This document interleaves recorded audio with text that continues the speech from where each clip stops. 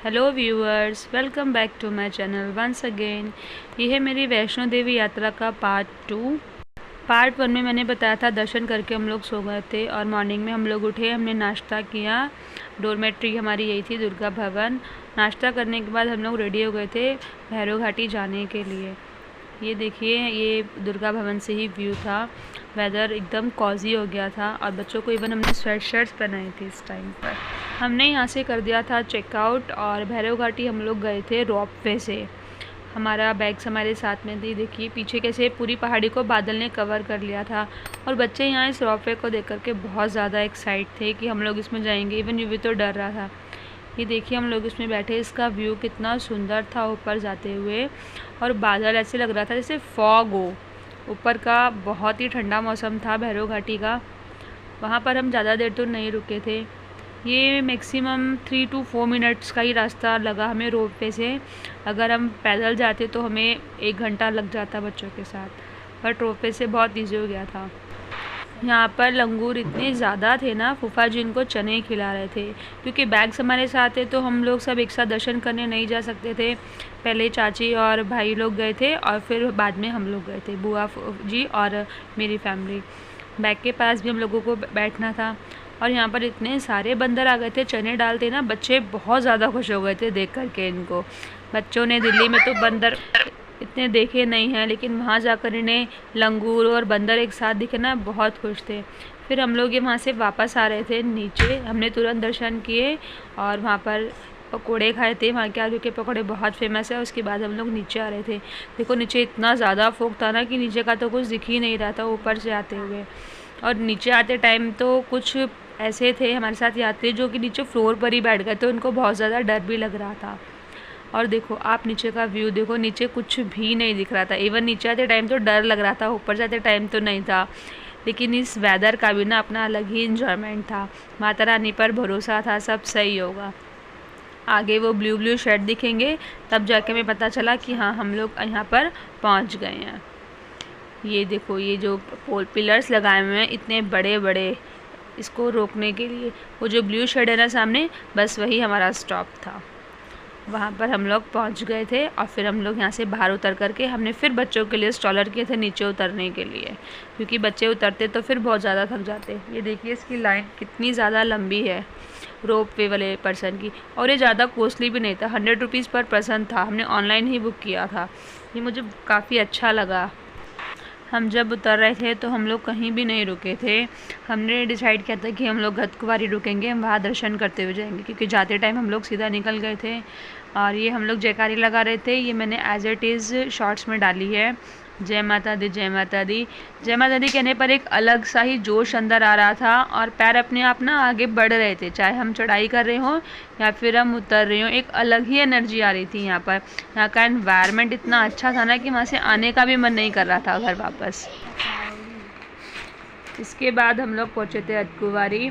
अर्धकुंवारी पे जाने के बाद हमने किए थे वहाँ के दर्शन। हम लोग गुफा में तो नहीं गए थे गर्भजून में, क्योंकि एक बार जा चुके हैं और वहाँ पर नंबर लगाना पड़ता है, जिसके लिए हम लोग बहुत ज़्यादा लेट हो जाते हैं। यहाँ पर हमने अपने कुछ फ़ोटो शूट्स वगैरह किए थे। उसके बाद हम लोग गए थे ताराकोट वाले रास्ते से नीचे। ताराकोट वाला रास्ता चुनने का हमारा सिर्फ एक ही मीनिंग था, क्योंकि वो रास्ता एकदम क्लियर है, वहाँ पर कोई शोर शराबा नहीं है, ना ही घोड़े वगैरह है।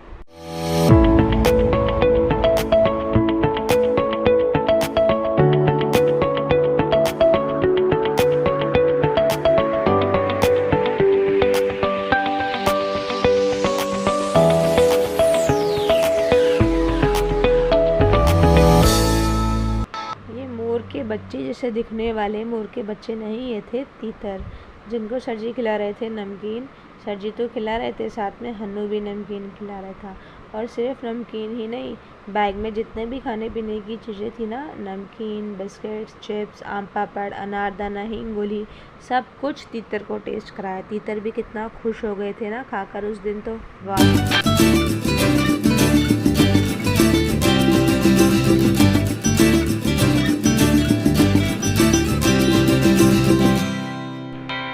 यहाँ पर सर जी इनको न्यू वैरायटी के आइटम्स खिला रहे थे और हम नीचे उतर चुके थे। वहाँ पर हमने कुछ फ़ोटोशूट किया और हमने प्लान किया कि हम लोग नेक्स्ट डे अर्ली मॉर्निंग उठ करके बाणगंगा नहाने जाएंगे। जिसको चलना हो वो चल सकता है, अदरवाइज़ कंपल्सरी नहीं है, जो उठ गया वो चला जाएगा। ताराकोट पहुंचने के बाद हमें कम से कम 1 घंटा वेट करना पड़ा था सर जी का। उसके बाद हम लोग गए और अपना डिनर करके सो गए थे। नेक्स्ट डे मॉर्निंग हम लोग जल्दी गए थे बाणगंगा, और यहाँ का पानी इतना ज़्यादा ठंडा था ना कि मेरे को तो शिवरिंग हो रही थी पानी में जाने से पहले ही, पैर डालते ही। बट जब एक बार मैं अंदर गई ना तो उसके बाद सारी शिवरिंग निकल गई। फिर हमने पी थी गरम गरम चाय, और मेरे को चाय पीने की बहुत ज़्यादा नीड हो गई थी। मैं पूरी शिवर कर रही थी, मुझे चाय चाहिए। हमने खाए थे वहाँ के फेमस बन मस्का, जो वाकई में बहुत ज़्यादा टेस्टी थे, और ये अमूल बटर में बना रहे थे, बिना कंजूसी किए इतना सारा बटर लगा कर बना रहे थे। और इनकी चाय भी बहुत ही ज़्यादा टेस्टी थी। जो होटल में थे वो लोग वहीं पर अपना ब्रेकफास्ट कर रहे थे, और हम लोग बाद होटल आने के बाद जो भी होटल में थे वो सब लोग रेडी हुए और एक बार फिर बाहर गए। हम लोग मार्केट से जो भी लेना था फटाफट लिया, और हमारी ट्रेन थी 2 बजे की। उस टाइम हमने यहाँ से चेकआउट किया था, और ये मैं एक बार रिज़ोर्ट का आपको दिखा रही हूँ। ऊपर के जो रूम थे ना, रात को हम वहीं पर सोए थे 2 रूम में ऊपर। ये यहाँ पर झूला था जिस पर बच्चों ने बहुत एंजॉय किया था। बच्चों ने क्या, हमने भी किया था। उसके बाद होटल वाले भैया ने ही हमें जम्मू स्टेशन छोड़ दिया था, और हम यहाँ कर रहे थे यहाँ पर अपनी ट्रेन का वेट। और ट्रेन भी मैक्सिमम आ गई थी 20 मिनट्स बाद ही। हमारी ट्रेन थी वंदे भारत, और जो थी नई दिल्ली तक ये ट्रेन आ रही थी। और अब बच्चे ट्रेन को देखकर बहुत खुश हो गए थे, क्योंकि उन्होंने ऐसे प्लेटफॉर्म पर आते हुए पहली बार ट्रेन देखी थी। इवन मेरे बच्चों का तो ट्रेन से पहली बार ही ट्रेवल किया था उन्होंने। हमें डाउट था हमारे कोच का कि वो कहाँ होगा। उसके बाद ये हमारे बॉडी बिल्डर भैया जी सबसे पहले अपना लगेज लेके आगे चलते हुए, उसके बाद फिर हम सब इनके पीछे पीछे चल रहे थे, क्योंकि आइडिया लगा लिया था कि हमारा कोच आसपास ही होगा, इसलिए हम लोग खड़े हुए थे। फैमिली के साथ जाने का फ़ायदा होता है, मेरे पास लगेज ही नहीं था, मेरे पास सिर्फ बच्चे ही पकड़े हुए थे। सारा लगेज भाई वगैरह ने संभाल लिया था, भाई ने, सर जी ने, चाचा जी ने। सर जी को देखो अभी चले गए थे, पता नहीं था वीडियो बन रही, तो दोबारा आए थे वीडियो बनवाने के लिए। ट्रेन का स्टॉप था, क्लीनिंग हुई, और फिर सिर्फ 3 to 4 मिनट्स के लिए इसके दरवाजे खुले, सारे पैसेंजर्स अंदर बैठे और तुरंत ट्रेन चल दी लाइक अ मेट्रो।